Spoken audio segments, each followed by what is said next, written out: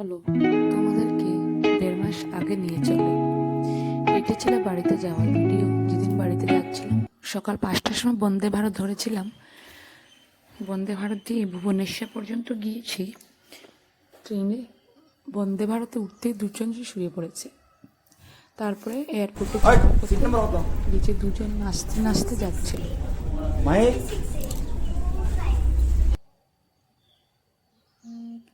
রাধে রাধে রাধে। দুজনে এত খুশি, প্রতি বছর ফ্লাইট দিয়েই বাড়ি যাই, কিন্তু এদের রিয়াকশন দেখে মনে হয় যেমন প্রথমবার গিয়েছে। তারপরে বললাম, তোমাদেরকে তো ভিডিও করছি, একটু আমাকেও ক্যামেরার মধ্যে উঠা। তারপরে একটু করলো। সবাই মিলে ফ্লাইটের মধ্যে উঠেই পড়েছিলাম। সবথেকে ভালো খবর হলো 2-3 দিন লাগতো বাড়িতে যেতে, তার বদলে একদিনেই পৌঁছে যাই। মানে সকালবেলা উঠলে সেদিন বিকালবেলাই বাড়িতে পৌঁছে যায়। বাড়িতে যাওয়ার পর সবার প্রথম বড় বড় ননদের বাড়িতে গিয়েছিলাম। গিয়ে সেখানে এই যে তোতা পাখিটা আছে তার সঙ্গে একটু গল্প করলাম। তারপরে তো বাড়িতে গেলাম। বাড়িতে যাওয়ার 2 দিন পরেই মাহের জন্মদিন ছিল। এই দিনটা ছিল জন্মদিনের ভিডিও। মাহের যেদিন জন্মদিন ছিল, বাড়িতে তো প্যান্ডেল বাঁধানো, বাড়িতে ফাংশন, তার আগে মায়ের জন্মদিনটা পালন করলাম। এখানে বেলুন এনে সব বোনেরা মিলেমিশে বেলুন ফোলাচ্ছিল। আর এইটা হলো আমার 3 নম্বর বাসুরের বড় মেয়ে। আর বিছানা যাকে দেখতে পেয়েছ, সেটা হলো ছোট মেয়ে। খুবই আদরের। এই যে মাহি পাখি আর এই রাধা, ওর নাম হলো রাধা। রাধা পাখির থেকে 2 বছরের ছোট। এই যে আমাদের বাড়ির সব থেকে ছোট্ট সদস্য, খুবই আদরের, খুবই দুষ্টু শয়তান। এর তো শয়তানি করে কি যে বলবো। আর এই যে যখনই কেক কাটার সময় আসলো, সেই দিনই লাইট চলে গেছিল। তারপরে যাই হোক, লাইটটা চলে এসছে। এখানে কেক কাটা নিয়ে ঝামেলা হচ্ছিল। এই যে পাশে যে হলুদ শাড়ি পরে আছে, ও হলো আমার বড় যা। আর আমার বর যাকে বলছে তুমি যাও, আর যা বলছে আমার বরকে তুমি যাও। এই যে সামনের দিকে যে একজন গেল, এই যে একজন, উনি হলে আমার 2 নম্বর যা।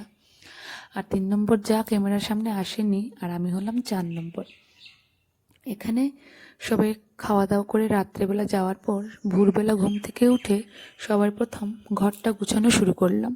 আমার বেডরুমের সামনে একটা রুম আছে, ড্রয়িং রুম আছে, সেই রুমের মধ্যেই, হলের মধ্যেই কেকটা কাটিয়েছিলাম। এই যে আমার রুমের মধ্যে এত অগোছালো হয়ে আছে, সকালবেলা উঠে সবার প্রথম বেলুনগুলো সরিয়ে রুমটা পরিষ্কার করলাম।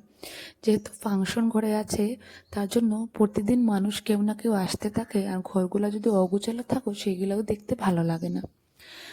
তার জন্য সকাল সকাল রোজ বাড়িতে যবেই যাই, রোজ 4টার সময় ঘুম থেকে উঠি, আর রাত্রে ঘুমাতে ঘুমাতে 12টা বেজে যায়। তাও ফাংশন শুরু হওয়ার আগে। ফাংশন যখন শুরু হয় ঘুমাতে ঘুমাতে রাত্রে 1টা-1:30। পরের দিন রাত্রেবেলা ঘড়িতে বাজে ঠিক 10টা। এই দেখো 10টা বাজে। আমার বড় ঔষধ আনতে গিয়েছে। আমার মেয়ের খুব জ্বর এসেছিল যেদিন জন্মদিন, পরের দিনই। তারপরে কি এখানের মধ্যে অধিবাস হয়েছে। এটা হলো আমার মে মাসের 22 তারিখে এই ভিডিওটা করা। সেদিন অধিবাস ছিল। যে সামনে বসে আছেন নিচে, উনি হলেন আমার প্রভু, আমার গুরু। আর উপরে যিনি বসে আছেন, উনি পাঠ করেছেন 7 দিনের সংস্কৃত বাংলা দুটোই। সঙ্গে আরেকজন ছিলেন, উনি হলেন পশ্চিম বাঙ্গালে রাধে নবদ্বীপে উনি থাকেন। তো উনাদেরকে আনা হয়েছে। উনারা এসে পাঠগুলো 7 দিনে করেছে। তোমাদেরকে একটু শোনো পাঠগুলো তোমাদেরকে আমি শোনাবো। আমার মেয়েকে বামন দেবতা সাজানো হয়েছে, অল্প কিছু তোমাদেরকে শোনাই, একটু শোনো। অন্নপূর্ণা বামন ভিক্ষা দেওয়ার পরে, উপনয়নের পরে বলির কাছে ভিক্ষা নেওয়ার ফলে তাদের কাছ থেকে সরবরাহ নিয়ে এসে দেবতা বলতে দেবেন, এটা উদ্দেশ্য। তিনি নর্মদা নদী পেরিয়ে মায়ের চাল নিয়ে এসে দাও, বন্ধ দিয়ে দাও। হ্যাঁ তাহলে দাবি দাও।